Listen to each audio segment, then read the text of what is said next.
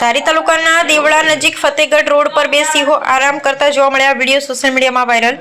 ગીર પંથકમાં સિંહોની અવરજવર હવે સામાન્ય બની રહી છે. ત્યારે ધારી તાલુકાના દેવળા ગામ નજીક ફતેગઢ રોડ પર બે સિંહો નિર્ભયપણે રસ્તાની બાજુમાં આરામ કરતા જોવા મળ્યાનો વિડીયો સોશિયલ મીડિયામાં ઝડપથી વાયરલ થયો છે. વાયરલ વિડીયોમાં બે સિંહો શાંતિથી રસ્તાની બાજુમાં બેઠેલા આરામની સ્થિતિમાં જોવા મળે છે. આ દ્રશ્ય જોઈને ત્યાંથી પસાર થતા વાહન ચાલકો થોડી ક્ષણો માટે અટકી ગયા હતા.